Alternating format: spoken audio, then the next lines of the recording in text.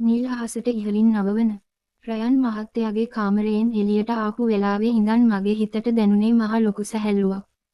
එයා හැමෝම ඉස්සරහා මට බැනපු හැටි මතක් වෙලා දුනු මගේ හිත එයා සෙනුරි. මට සමා වෙන්න කියලා ඊටාම ගෞරවනීය විදිහට සමාව ඉල්ලපු මොහොතෙන් පස්සේ සම්පූර්ණයෙන්ම සුව වෙලා ගියා. මම මගේ මේසෙන් වාඩි වෙලා වෙනදාටත් වඩා උනන්දුවෙන් වැඩ කරන්න පටන් ගත්තා. හැබැයි මගේ හිතේ තිබ්බ සතුට වැඩි වෙලාවක් තිබුණේ නැහැ. මනෝරි මිස් තමන්ගේ වීදුරු කාමරයේ ඇතුලේ ඉඳන් මගේ දිහා ඊටාම තියුණු සැක සහිත බැල්මකින් බලාගෙන ඉන්නවා මම දැක්කා. ඊට පස්සේ ඇය මිස්ටර් ප්‍රනාන්දුව තමන්ගේ කාමරයට කැඳවුවා. වුන් දෙන්නා මගේ දෙස බලමින් ලොකු රහසක් කතා කරනවා මට දුර තියාම පෙනුණා. මම ආකියු රූම් එකේදී ඔවුන්ගේ හොරකම රෙකෝඩ් කරගත්තා කියලා ඔවුන් තවමත් දන්නේ නැහැ. හැබැයි රයන් මහත්තයයි මමයි එකට ඉලිවේටර් එකෙන් උඩට ආපු එකයි ඊට පස්සේ මාව විතරක් කාමරයට කැඳවලා රයන් මහත්තයා කතා කරපු එකයි මනෝරි මිස්ගේ හිතට මහ ලොකු බයක් දීලා තියෙන බව ඌන්ගේ නොසන්සුන් හැසිරීමෙන්ම මට වැටහුණා. හවස් වෙලාව 5ට ආසන්න වෙද්දී මිස්ටර් ප්‍රනාන්දු තමන්ගේ කාමරයෙන් එළියට ඇවිත් හෙමින් මගේ මේසය ළඟට කිට්ටු වුණා. එයාගේ මුහුණේ තිබුණේ මහ කපටි ව්‍යාජ හිතවත්කමක්. "සෙනුරි, පොඩ්ඩක් මගේ කාමරයට එන්න පුළුවන්ද?" මනෝරි මැඩම්ට සෙනුරිට විශේෂ පණිවිඩයක් දෙන්න තියෙනවා, ප්‍රනාන්දු හෙමින් කිව්වා. මම මගේ හිතේ තිගැස්ම වහගෙන, "එහෙමයි සර්" කියාගෙන ප්‍රනාන්දුගේ කාමරයට ඇතුළු වුණා. කාමරයේ දොර වැසෙද්දීම ප්‍රනාන්දු එයාගේ පුටුවේ වාඩි වෙලා මේසේ උඩ තිබුණු බැංකු ලියකියවිලි වගයක් සහ රුපියල් 5000 අලුත්ම නෝට්ටු තදින් අසුරපු විශාල ගමන් බෑගයක් මගේ ඉස්සරහින් තිබ්බා. මම ඒ දෙස බැලුවේ මහ පුදුමයකින්. "සෙනුරි, මනෝරි මැඩම් සෙනුරිගේ විස්තර හැමදේම හොයාගෙන තියෙන්නේ. සෙනුරි මේ ඔෆිස් එකට එන්න කලින් නුවරඑළියේ අපේ වතු අංශය කරපු ඉන්ටර්විව් එකේ රෙකෝඩ්ස් වගේම අපේ වත්තේ මැනේජර් හරහා මැඩම් සෙනුරිගේ ගෙදර තත්ත්වය සේරම සෙව්වා. අපි හිතුවාට වඩා සෙනුරි ලොකු ආර්ථික ප්‍රශ්න ගොඩකට මැදි වෙලා නේද ඉන්නේ" ප්‍රනාන්දු මී පැණි වගේ කටහඬකින් කියවන්න ගත්තා. සෙනුරි පවුලේ ඉන්න එකම ළමයා විදිහට අම්මාව බලාගන්න විඳින දුක මැඩම් දන්නවා. සෙනුරිගේ අම්මා හද රෝගියෙක්නේ. එයාට මාසෙකට රුපියල් 50,000කට වඩා බෙහෙත් වලට යන බවත් මැඩම් දන්නවා. ගෙදර මහ ලොකු ණය බරකින් හිර වෙලා තනියම හැමදේම කරට අරන් සෙනුරි මේ කොළඹ ආවේ ඒ නිසයි. ඉතින් මැඩම් තීරණය කළා සෙනුරිගේ මුළු ජීවිතේම වෙනස් කරන්න. මේ බෑග් එක ඇතුලේ තියෙන්නේ රුපියල් කෝටි 2ක් මිලියන 20ක්. මේක සෙනුරිට මැඩම් දෙන තෑග්ගක් කියලා හිතන්න. කතා බහින් හරිම රළු කෙනෙක් කියලා හිතුවාට මැඩම් කියන්නේ හරිම හිත උණු වෙන කෙනෙක්. කෝටි 2ක්. මගේ කටින් වචන පිට වුණේ මහා අපහසුවකින්. මගේ මුළු ඇඟම සීතල වෙලා පියවිසිහිය නැති වෙන්න වගේ ආවා. සෙනුරි, කෝටි 2ක්. සෙනුරි වගේ කෙල්ලෙක්ට විතරක් නෙවෙයි මේ රටේ ඕනෑම සාමාන්‍ය මිනිහෙක්ට Tamanගේ මුළු ජීවිත කාලෙම වැඩ කළත් මෙච්චර සල්ලි කන්දරාවක් එකපාර ඇහැට දකින්න ලැබෙන්නේ නැහැ. ප්‍රනාන්දු මේසයට තවත් ලං වුණා. මේ සල්ලි වලින් සෙනුරිට පුළුවන් අම්මට ලෝකයේ තියෙන හොඳම හොස්පිටල් එකකින් ඔපරේෂන් එක කරවන්න, ගමේ තියෙන හැම ණයකින්ම නිදහස් වෙලා මහා මාලිගාවක් වගේ ගෙයක් හදන්න. සල්ලි නැතිකම නිසා තනියම විඳපු හැම අපාදුකක්ම සදහටම ඉවර කරන්නයි මේ හදන්නේ. මට ඇයි සර් මැඩම් මෙච්චර මහා ධනස්කන්ධයක් දෙන්නේ? මම මගේ හුස්ම පාලනය කරගෙන, රිදෙන පපුව තද කරගෙන ඇහුවා. කරන්න තියෙන්නේ ඊටාම පොඩි දෙයක් සෙනුරි.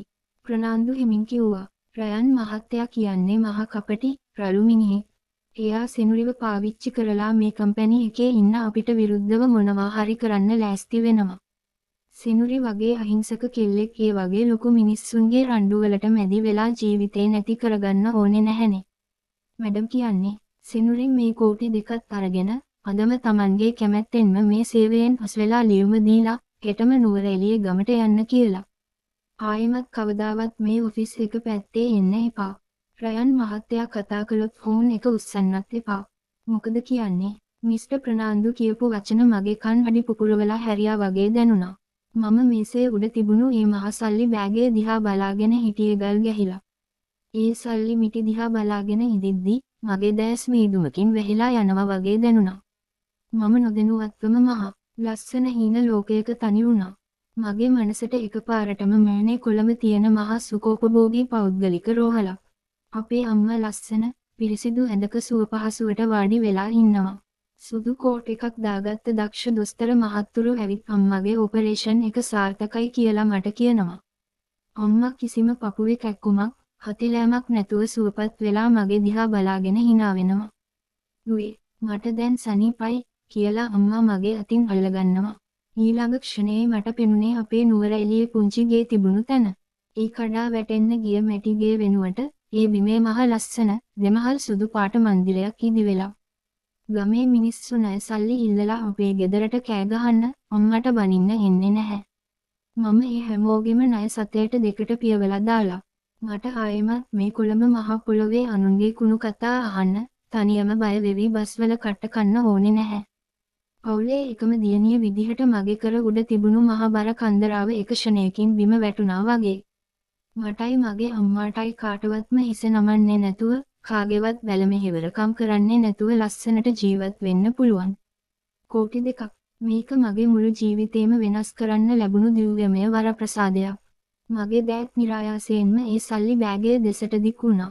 සල්ලි මිටිවල තිබුණු ඒ අලුත් සුවඳ මගේ නාස්පුඩු අගට දැනෙන්න ගත්තා.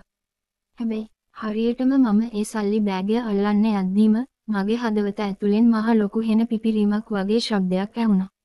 මගේ තාත්තා මිය යන්න කලින් මගේ ඔළුව අතගාලා කියපු ඒ වචන ටික මගේ කන් අඩි පුපුරවන්න ගත්තා. "දුවේ සෙනුරි. උඹ අපේ පවුලේ ඉන්න එකම දරුවා. උඹ දුප්පත් තමයි. හැබැයි බඩගින්නේ මලක්. අනුන්ගේ සල්ලි වලට, අනුන්ගේ ද්‍රෝහිකම් වලට Tamanගේ ආත්මගරුත්වය විකුණන්න එපා." මම එකපාරටම ගැස්සිලා හීන ලෝකයෙන් පියවි සිහියට ආවා. මට මතක් වුණේ මගෙන් මහත්මා විදිහට සමාව ඉල්ලලා මාව විශ්වාස කරපු රයන් මහත්තයාගේ ඒ අවංක දැස් දෙක. මම මේ සල්ලි ගත්තොත් මම මගේ අම්මාව බේරගන්නේ මගේ ආත්මය පාවා දුන්නු නින්දිත ගැහැණියක් විදිහට. මම මගේ ඇස්වල තිබුණු කඳුළු පිසදාගත්තා. මගේ හිතේ තිබුණු හැම දෙගිඩියාවක්ම, හැම දුර්වලකමක්ම එක ක්ෂණයකින් අතුරුදහන් වෙලා ගියා. මම මගේ දැස් කෙලින්ම ප්‍රනාන්දු දෙසට යොමු කළා. මගේ ඇස්වල තිබුණු ඒ අභිමානවත් බැල්මට ප්‍රනාන්දුගේ මූණේ තිබුණු ජයග්‍රාහී හිනාව එකපාරටම නැති වෙලා ගියා. "මිස්ටර් ප්‍රනාන්දු, මගේ කටහඬ මාරම ස්ථිරයි, කිසිම වෙලීමක් තිබුණේ නැහැ. මම දුප්පත් තමයි සර්. මගේ අම්මා අසනීපෙන්, මට සල්ලි නැති බවත් 100% ඇත්ත. සල්ලි වලින් මට මවන්න පුළුවන් හැම ලස්සන හීනයක්ම මම මේ දැන් මගේ හිතෙන් දැක්කා සර්." හැබැයි මම සල්ලි බෑගය කෙලින්ම ප්‍රනාන්දු පැත්තට තල්ලු කළා. "මම කොළඹ ආවේ මගේ මහන්සියෙන්, අවංකව රස්සාවක් කරලා සල්ලි හම්බ කරන්න මිසක් කාගේවත් කුමන්ත්‍රණවලට අහුවෙලා මගේ ආත්මය සල්ලි වලට විකුණලා හිඟමන් ගන්න නෙවෙයි. මගේ අම්මා ලෙඩ ඇඳේ හිටියත් මම මේ වගේ ද්‍රෝහී සල්ලි වලින් බෙහෙත් ගෙනත් දුන්නොත් මගේ අම්මා ඒ බෙහෙත් බොන්නේ නැහැ සර්. ඒකෙන් මගේ අම්මා මැරෙයි." "මොකක්?" "සෙනුරි තමුසේ කෝටි 2ක් ප්‍රතික්ෂේප කරනවා." "තමුසෙට පිස්සුද?" ප්‍රනාන්දු පුදුමයෙන් වගේම මහ කේන්තියෙන් පුටුවෙන් නැගිට්ටා. "මේ සල්ලි ටික ආපහු අරගෙන මනෝරි මැඩම්ටම දෙන්න සර්," මම කෙලින්ම කිව්වා. රයන් මහත්තයා මට මේ රස්සාව දුන්නේ මාව විශ්වාස කරලා. මම කවදාවත් ඒ විශ්වාසය කෝටි 2කට තියා කෝටි 500කටවත් පාවා දෙන්නේ නැහැ. මම මේ සේවයෙන් අස්වෙන්නෙත් නැහැ, ගමට යන්නෙත් නැහැ. "මට යන්න අවසරයි සර්." මම ප්‍රනාන්දුට තවදුරටත් කතා කරන්න ඉඩ නොතබා මගේ ඔළුව කෙලින් තබාගෙන ඊටාම අභිමානවත් විදිහට කාමරයෙන් එළියට ආවා. මගේ අසුනෙන් වාඩි වෙලා මම මනෝරි මිස්ගේ කාමරය දෙස බලද්දී ප්‍රනාන්දු වහාම ඇගේ කාමරයට යනවා මම දැක්කා.